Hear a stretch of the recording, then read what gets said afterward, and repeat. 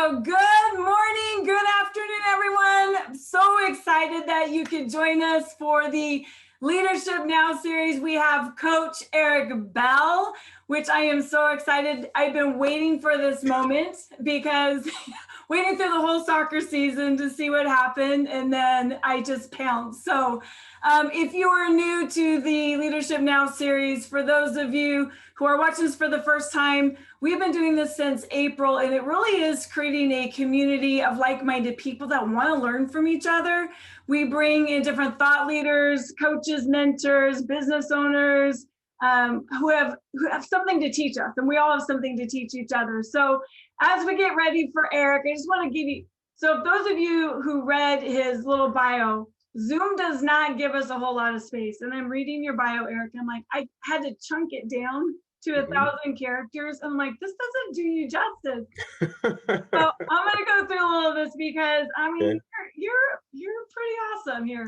So I'm gonna actually start with the end because we have known you for almost 4 years. Yeah, 4.5 years. Yeah. And worked with you in your team and watched this growth and this growth and this growth and this growth to where this year you won the Big 12, first ever regional title in 8-0-1. And you know, and I know and I'm actually going to have you go into some of your other things, but to see you as a coach 9 years at TCU and to just watch the impact that you've made with the team, I am just so proud of you. And you know, I can speak for Eric as well.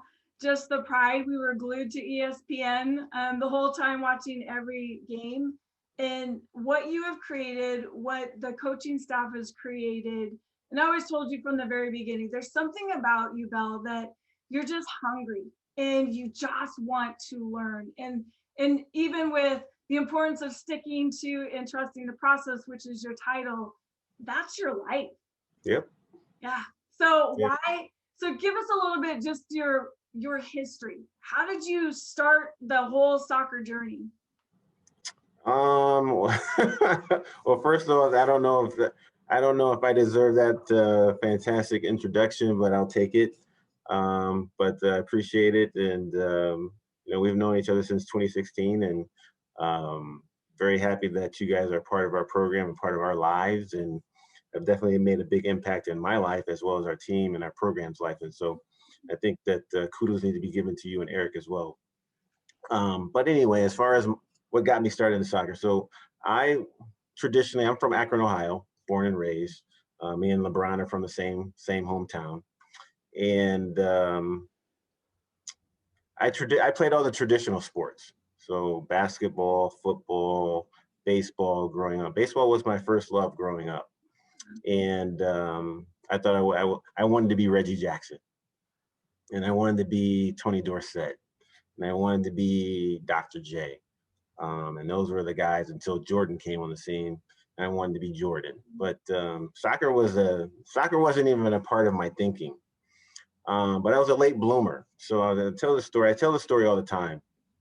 In middle school, I wrestled, and that was something that I did because I would get cut from the basketball team at tryouts. So I wrestled.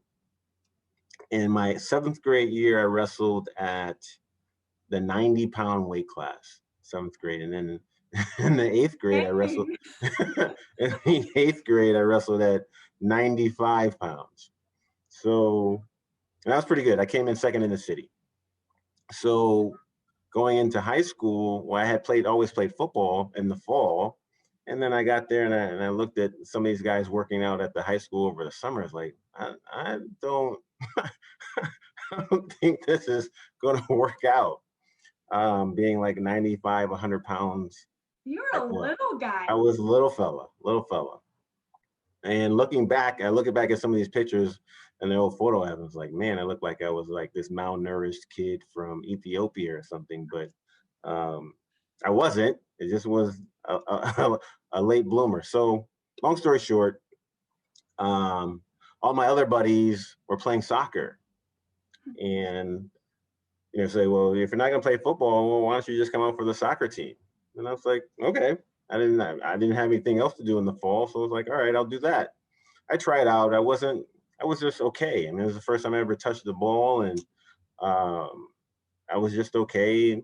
I didn't make the varsity. I was on the JV, and I was a little bit butthurt by that. And that was basically a part of the process of me getting in and working hard to try to be the best I could be to, go on and play in college and whatnot. But so I played my freshman year. I was on the JV team, and then my sophomore year, I kind of did both. I was on the varsity. I was also on the JV, and then um, I don't know if you've ever heard of this program or not. It's called the National Youth Sports Program, or NYSP, and they had it in the summertime at the University of Akron, where I'm from.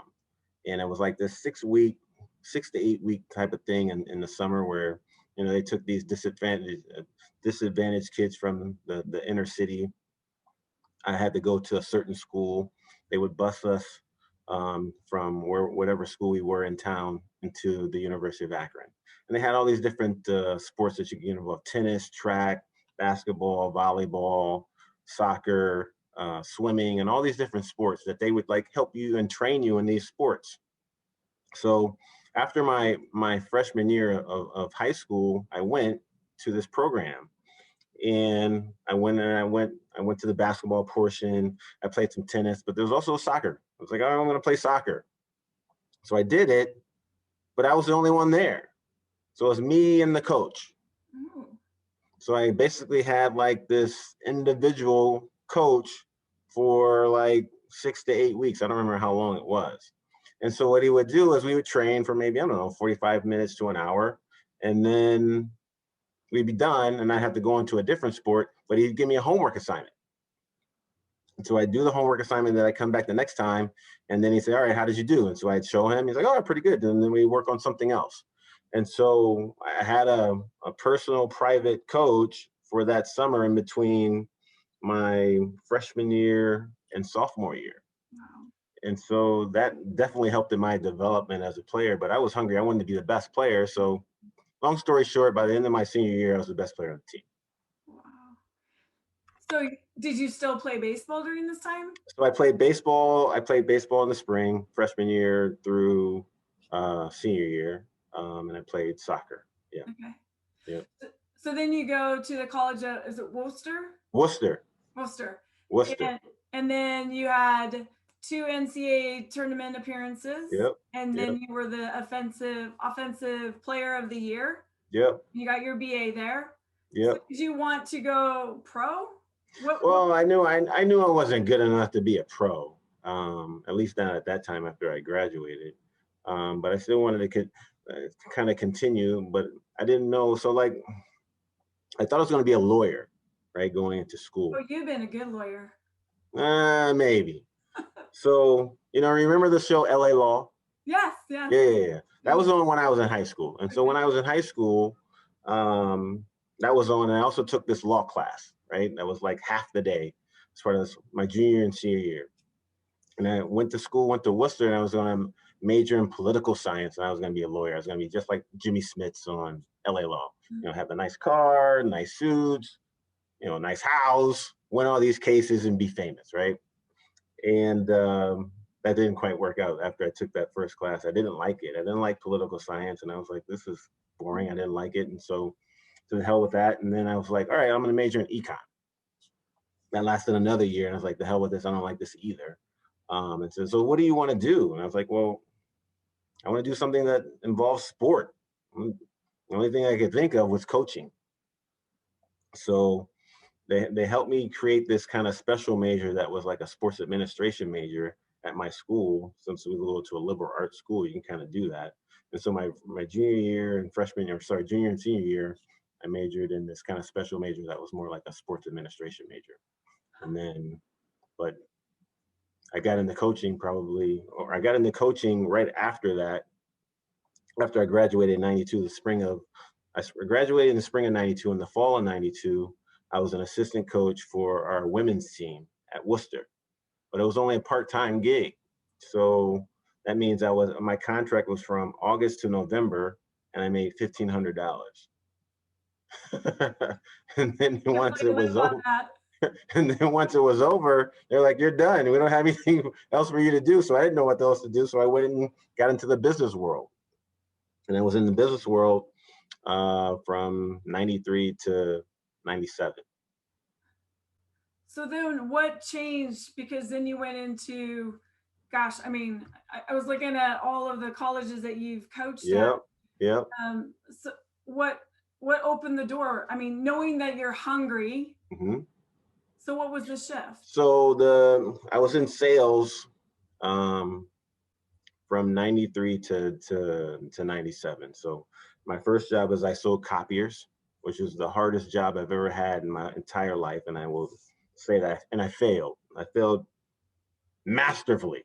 I was horrible at it, but I tried it out for a year and I busted my butt and I didn't do well. Then I sold health club memberships at Bally's. Remember that? Oh yes, I used to So be a member. that was easy compared to selling copiers, and I was really good at that. And then, but I left after a year, and then I sold world long distance for a company called WorldCom. I remember that. You probably remember them. Mhm. And then I sold steel for a company called Ryerson Steel. Okay. And then one of my buddies that I went to Worcester with was coaching at this Division II school in Ohio called Ashland University. And he said, I need an assistant. Anyway, I need an assistant for both the men and the women. So like, sign me up, right? As a graduate assistant, so I would take classes and then they would give me a stipend. And it wasn't a whole, I think my first year there, my stipend was like for $11,000. I was supposed to take care of the entire year. That's living, eating, everything for a year, $11,000. So I did that the first year, and I stayed for 3 years, but I got kind of burnt out. So if you can imagine, um, coaching one team, we were coaching two, right? So we would have in the preseason we'd have not 2 days but 4 days, right? And then in the regular season, not just one practice a day, we had two every single day. And I was also like burning the candle on both ends, trying to make ends meet. So I was coaching a club team in Cleveland. So I had to drive an hour, practice for an hour and a half, then drive back an hour. And so I just got burnt out after doing that for 3 years. And so I left. And then I went to, there was an opportunity at this small Division II school in Pennsylvania. It's called Indiana University of Pennsylvania, or IUP. And they needed a women's head coach. So I applied, interviewed, they brought me in. And so I was there for a year. And that was 2000. 2001, I got married. And my wife, April, was living in Minnesota. And I was living in the middle of nowhere, Pennsylvania. And she was like, well, I'm not going to be living in the middle of nowhere, Pennsylvania. So you got to have to move here. So I moved back to Minnesota. And by the graces of all the stars aligned and everything happened right, I was able to get on the staff at the University of Minnesota as an assistant coach. And then from there, we were there for a season. And then we left and went to the University of Illinois. I was there for 4 years, had some success. We left there and we went to Tallahassee, Florida. And I was an assistant coach there at Florida State for 6 years. And then this opportunity came about after 6 years. And again, I wasn't the first, second, third, fourth, fifth choice, but still got the job. And I've been here for 8 seasons or 9 seasons, and we've had the most success the program's ever had. Well, I remember when you were talking about sacrifice and Yeah. just listening to you, and you would say the players don't know what sacrifice is. Like they don't Right. know. Right. And listening to your story, I'm like, wow, the sacrifice, burning the candle at both ends, Yeah. knowing that $11,000 a year is not going to pay the bills, and Right. you're coaching somebody in a club team on top of it. You Mhm. have 3 different teams, and Yeah. you're just going, going, going. Right. Was there still a love for coaching? Is that what helped you continue? Yeah. I mean, I didn't do it to try to be at this level, at the Division I level. That wasn't the most important thing to me. I just wanted to win. For me, it was always about trying to figure out a way to build a team that could compete to win national championships, and that was the focus. And wherever I was at, that is what my desire was. And so I would sacrifice whatever it was to try to set that type of scenario up. So you got really good at recruiting because in Yeah. Illinois and then Florida State, you have with Florida State, I was looking at the stats, you still have some of the best recruiting classes still to this day. So did you fall in love with that process? Did you connect the dots, or how does sticking with or creating a process connect with that? Well, I think it started off with my failures in sales, right? I think recruiting is selling, Sure. and it's creating a situation where you get a person or a recruit excited about what you're doing and they want to be a part of it. Same thing with sales, selling a health club membership. You're getting them excited about working out, getting fit, and transforming their body. And so my sales background, I think, was one a big contributor to my success from a recruiting standpoint, but also two, it's just like I enjoyed it, right? Getting the chance to meet different people and selling them on the university that I was at, and competing with other schools for those players, fires me up because I want to win, right? Not only want to win that small battle, but I ultimately want to win the soccer games that they will allow us to do if they do decide to come to whatever school I was at. And so I think the enthusiasm, I think that the other thing that I think separates me from everybody else or from a lot of different people is that my evaluations are meticulous. And my assistant will tell you that it is. I go to extreme lengths of making sure that we drill down on these different recruits to make sure that they're the fit that we need in order to play the style that we want to play. They bring the character and all these other attributes that allow them to be a part of our culture. Mm. And if it's not a good fit from any of those type of situations, then we're not going to bring them in. And so I'm sure Ryan will tell you that he's probably learned a lot of from me as far as making these hasty decisions, but we got to drill down. We got to talk to enough people. We got to vet them out to make sure that they're the right fit. So you know your values, you know what you stand for, the players, what you want them to stand for Yep. before they even come on. 100%. Have 100%. you have you ever recruited someone that you knew in your gut wasn't a fit? Yes. I think that, we are competitive and we want to win. And I think that sometimes uh, we'll make sacrifices because we want to win so bad. And we think that we can overcome some of these challenges because they're going to be challenges in one way, shape, or form. They're going to be challenges. But I don't do that anymore. Not anymore. I think when I first got here, for sure, we took flyers on players, and some of them worked out, and some of them didn't. But now where we're at with our culture, I would never bring a kid in that could potentially ruin what we've worked so hard to create and build. So when you talk about the importance of sticking with and trusting the process, Yeah. is that part of the recruiting process that Yeah, for like sure. this is my process Yeah. and I Yeah. refuse to deviate from it? Absolutely. Absolutely. There's certain things that we look at for players, and there's 6 things that we look at, from athletic ability to, their character to their skill under pressure. Do they have a special quality? Are they a winner? All these different things we throw in the pot, and we have to be able to check off all these different things. If not, then they're out. So They're out. how do you teach that on the field? Because you get, well, how many players do you have? 32? We're around 30 30? typically. So Yeah. you get 30 women all together Hmm. and they all have different personalities Yep. and you can have the scorecard, but then they show up. How do you help them know the process and stick to the process? Well, I think it starts with me as far as making sure that we don't get ahead of ourselves, right?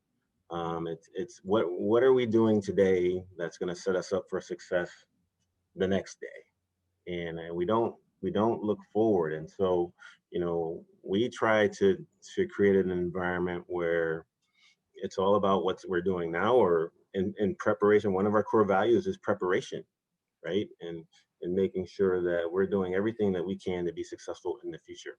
And it's a huge core value for me because either you're preparing to fail, you're preparing to be successful. It's pretty cut and dry to me. And we want to make sure that as much as possible, we're preparing to be successful as opposed to the other side of the deal. So is your personality one that you can stay in the moment, or do you ever catch yourself wanting to tiptoe into the future? No, it's pretty easy for me to stay in the moment. I'm a grinder. I'm not, I don't know if you've ever seen this um video with Will Smith, and he's talking about the treadmill, right? And he's talking about, nobody, you might be next to me it's you and me on a treadmill, right? And basically what he's saying is you're not going to be, you might be smarter than me, you might be more talented than me, but you're not going to outwork me. And basically what he's saying, if we're both on the treadmill, I'm going to die before I get off the treadmill, so just to make sure that you're not going to beat me. And that's basically how I see it. It's like, I'm going to die on the treadmill before you beat me. And so I'm a grinder. That's the way I learned how to be successful in this business. And so I work late, long hours to make sure that, we're preparing ourselves to be successful the next day or in the future and on game day or whatever it might be. That's how I've learned to be successful. And so I continue to do it that way. I don't know any other way to do it. So was that put into you at a young age? Were those characteristics developed then? Yeah, I think that, I always had these people that I aspired to be like, Reggie Jackson or Tony Dorsett or Dr. J or Jordan. And I would work to try to emulate them and be like them. And as I said before, I was a late bloomer, and I got cut a bunch of times on different teams that I tried out, but that didn't deter me from still going after what I felt as though I could do. And you have to deal with adversity in a lot of different ways. And for me, it was like, all right, they don't like me now, but I'm going to make them like me later, and or wish that they had me on their team or whatever. And I just wanted to be the best. I just wanted to be the best. I wanted to have fun. And that, back in 1982, when Jordan hit the shot for the UNC to win a national championship, from that day on till now, I still haven't won a national championship, but I still desire my same desire is the same as it was when I was 12 to right now as I'm 50. I want to win a national championship. And then all I want is a T-shirt and a hat, basically. But that's it. That's it. Trophy and a trophy. Yeah, the trophy is, I don't care. I just want my T-shirt and the hat. That's it. That's so funny. So sticking with entrusting the process. Yeah. Getting into TCU, you've been there 9 seasons. In 2015 was the first time you got into the NCAAs. Is that correct? 16. So 2016. Yeah. And then every year your record improved. Mm-hmm. What shifted? Well, I think a lot of things. I think you guys came into our lives, I think, which helped. I think that we continue to get better players, which helps. I think that the longer that I'm here, the more that we focus on culture, which I think helps. And I think the more that I'm here, the longer that I'm here, the more comfortable I'm in my own skin, right? And being the leader of the group. And so you throw all these things in the pot.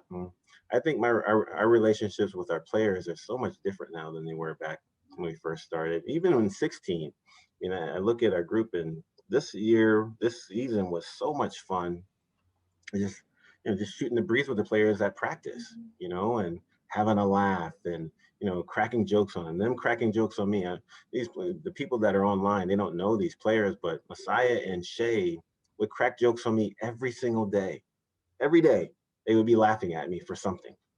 And it's like, having that environment or atmosphere where they felt comfortable with cracking jokes on me, I can crack jokes on them, and they knew there weren't going to be any type of repercussions, I think was awesome. It was awesome. Yeah. how did the pandemic, how did that challenge the team? Because there It's was so much change. I mean, some of yeah, the teams didn't even get to play this year. yeah. I think that well, first off, hats off to our group for being very diligent and following all the rules and procedures because we didn't have one positive test throughout the course of the fall, which is awesome. But how do they deal with it? I mean, I think that you know our staff thought we were the best way to do it was to get ahead of it.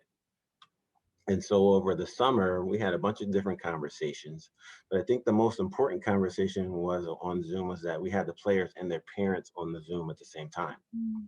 And I employed and asked the parents to help us, keep our bubble safe, to help us monitor and manage their children, so that the parents weren't allowed to visit their daughters That's during the fall, and that was hard. But I needed them to understand why. But right. I also needed them to hear it from me that we need your help if we want to have a successful season. You guys have to be on board. There was a situation at another school in our league where they didn't keep their bubble tight. One parent had COVID, and then they do something after the game, and then all of a sudden, a bunch of other kids on their team get COVID because one of the parents. It's like, well, we got to make sure that that doesn't happen. And so I think we were pretty proactive with what we wanted to do, but also, asking for their help, which I thought was huge. And we're about to do it again here in a couple of weeks because we have to do it all over. That's right. But what you said is so key is you brought the parents involved because when we work with some of the college athletes and the parents, they want so much to be involved and it's Yeah. so hard because they're the Yep. biggest cheerleader and fan. Right. But the Right. more you get their buy-in, and now it comes from both ways. Right. And you talk about the process, and I go back into trusting the process. You have to know what it is first. Right. You have Right. to know first and foremost your vision, what your process is, and there's no deviating from it. Right. Right. And I think that, throughout the course of the season, halfway through, we didn't have any positive testing. And I think it became a situation where kids were looking at it, was like, well, I don't want to be the first one to get it.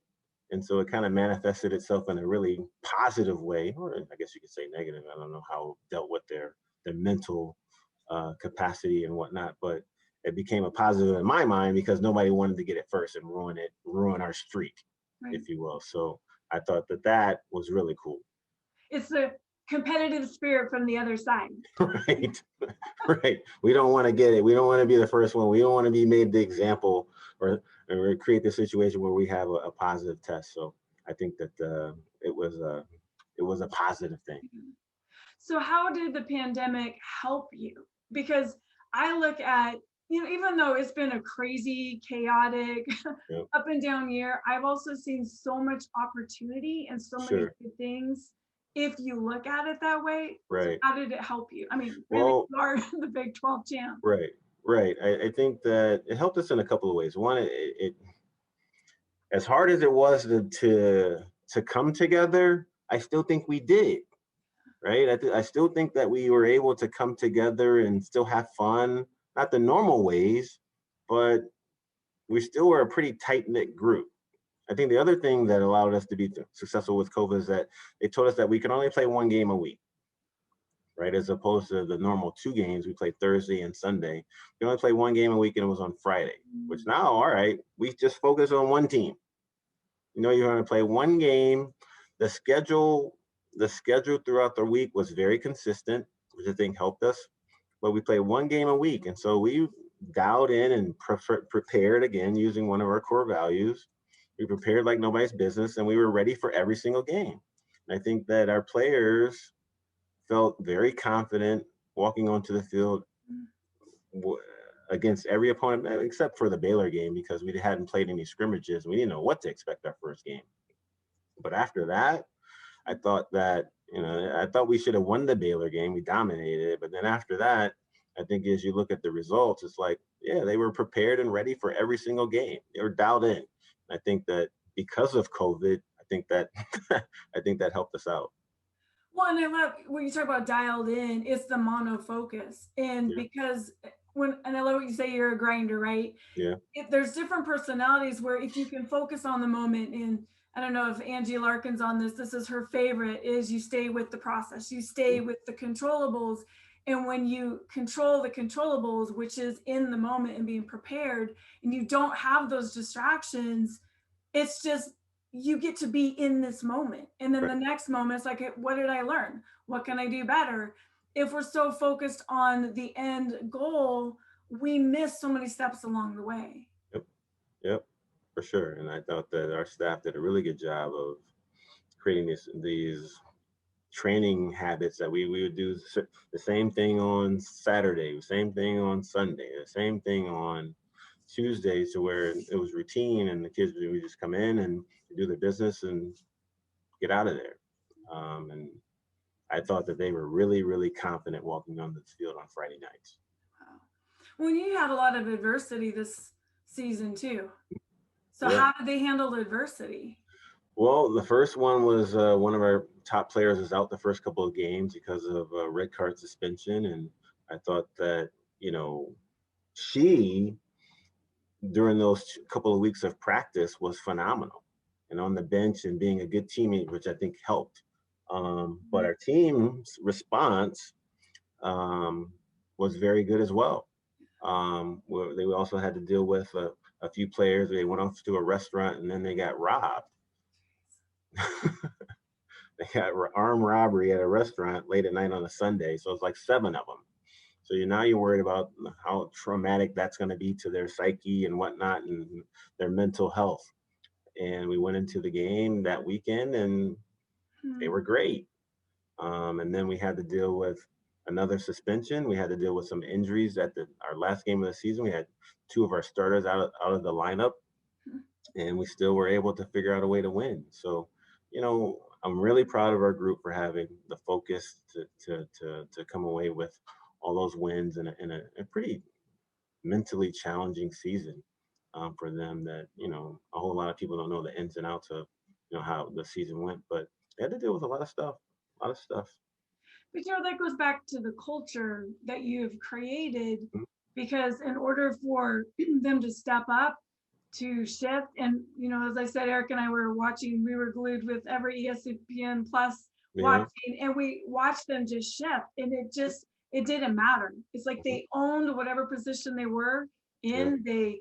They supported like I've never seen support Yeah. before. But that takes the culture. It Mhm. takes whatever is happening within the coaching staff to create stability.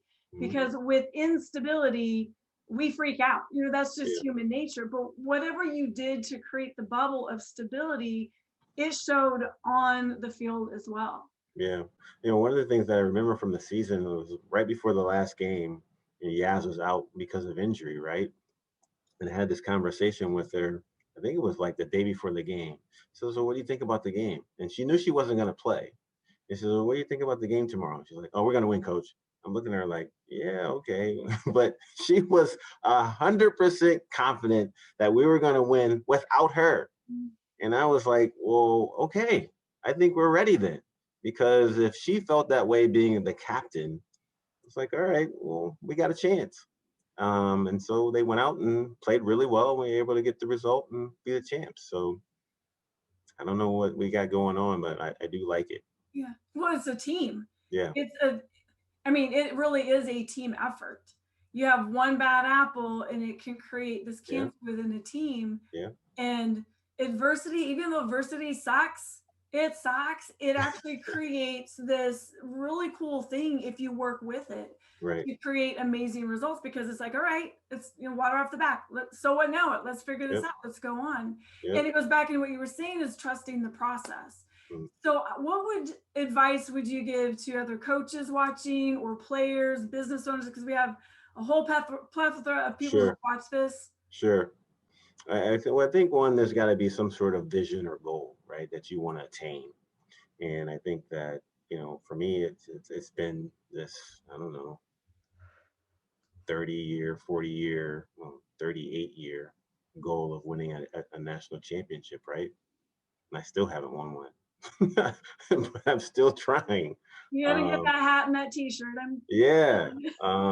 So it's about, setting something that this goal that's a humongous goal or vision that you have for yourself or your group, and working day by day, no matter what, no matter the setback, no matter the adversity, to achieve that goal. And maybe it's something not as far-fetched as a national championship, but maybe it's the conference championship. We always wanted to win a conference championship, and after we did it, at the final whistle, our staff is in this big hug, the players are going crazy on the field.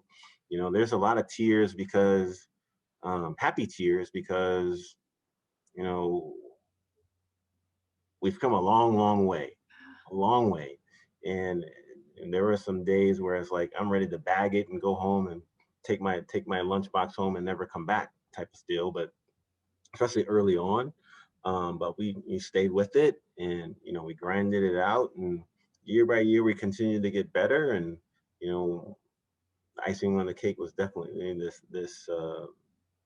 this championship this season. But just staying with it and setting smaller goals that allow you to achieve the ultimate goal, I think, are going to be important. And we have like performance type of goals that we uh, focus on to make sure that we're successful, like winning 50-50 balls, being better, scoring first, not giving up goals because we didn't mark up in the box, not giving up a goal on a set piece, and all these different goals we have on our goal board in the locker room that we focus on throughout the course of the week to make sure that we hit all of our short goals to get the ultimate goal, which is to win the game.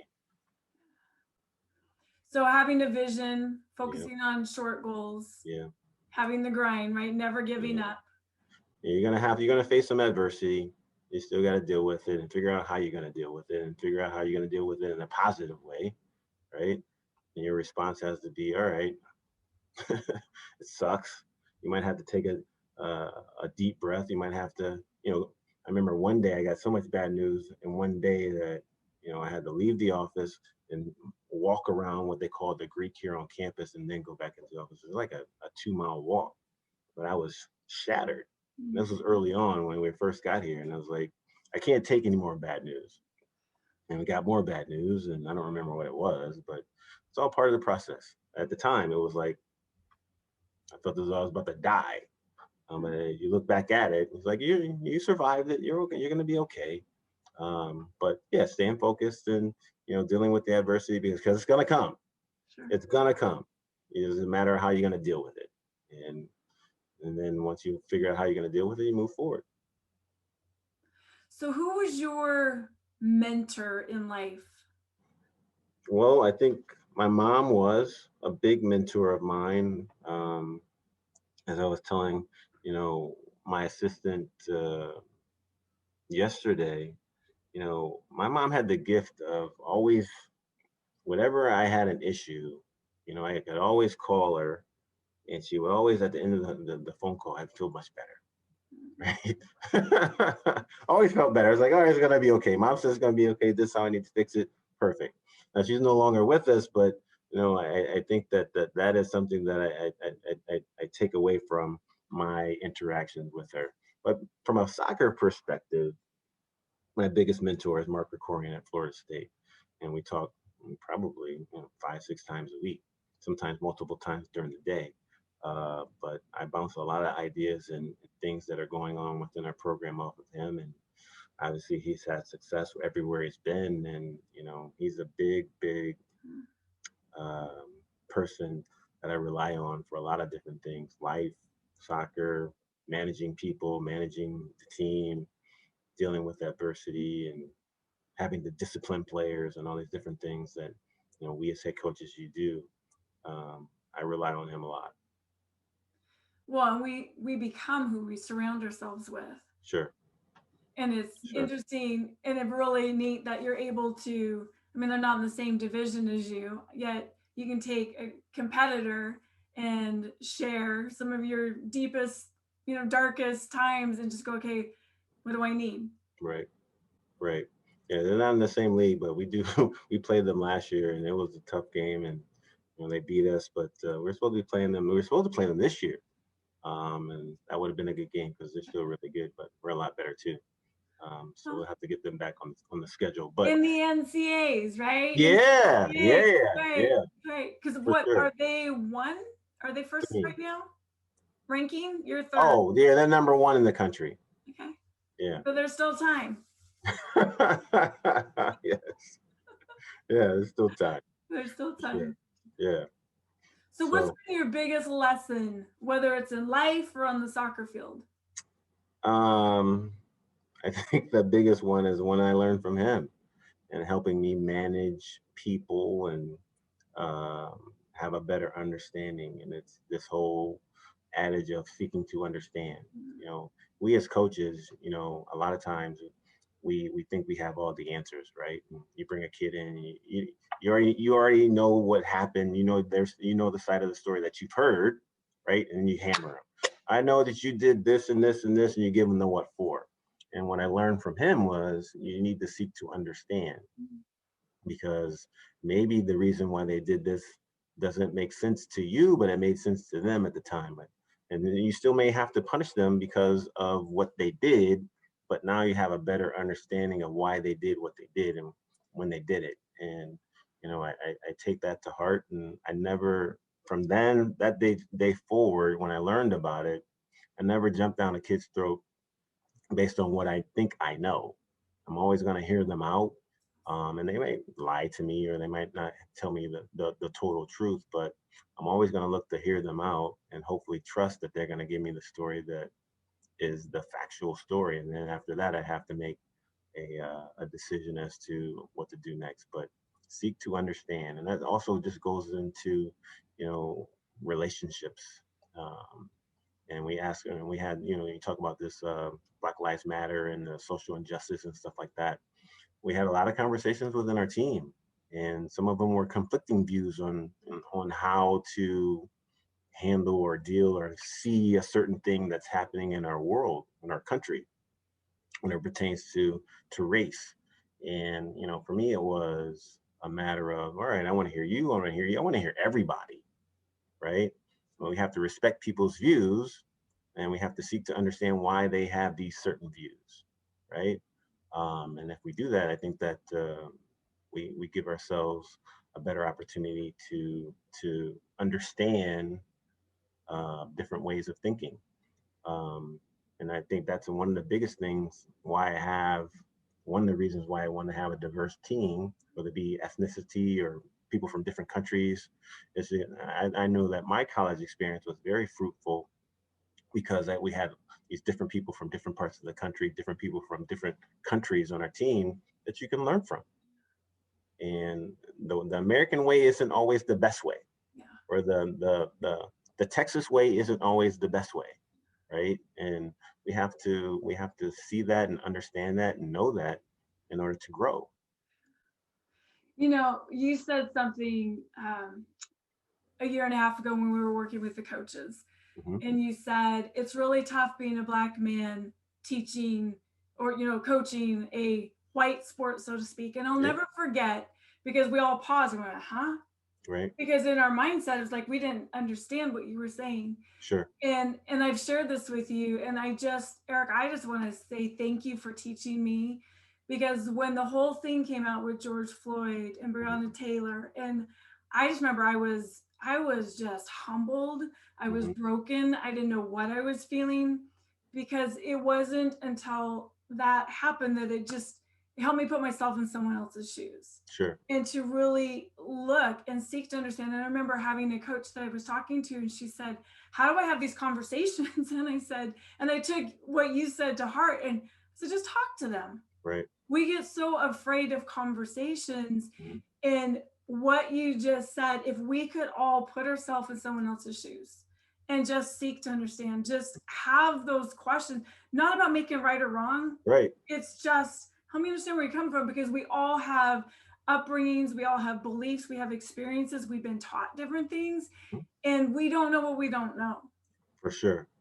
And it's been so, and I told you this, it's been so amazing just watching the growth, just watch. And I really believe just because I know you, watching what's happened with your team this year is because you got to step into who you've always been.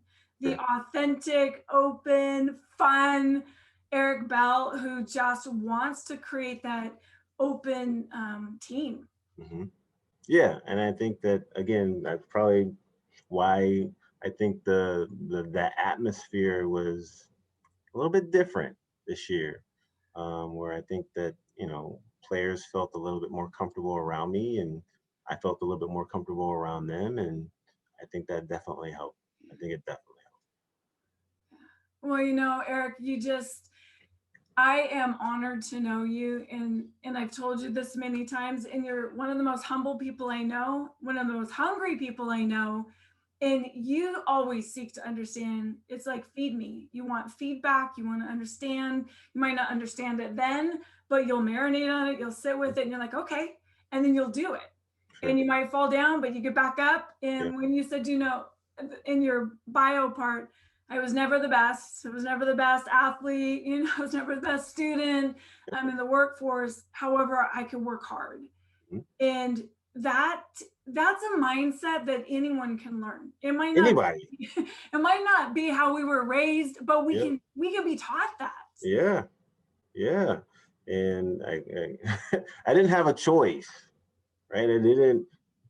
I come from pretty humble beginnings, and I didn't have a silver spoon, and I look at my growing up compared to my daughter's growing up, and it's like light years different.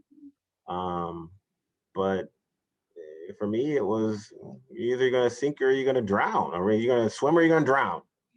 You choose. So I chose to swim, and I was able to make a pathway to being successful, and hopefully continuing with that success. I tell people all the time, I don't have a plan B.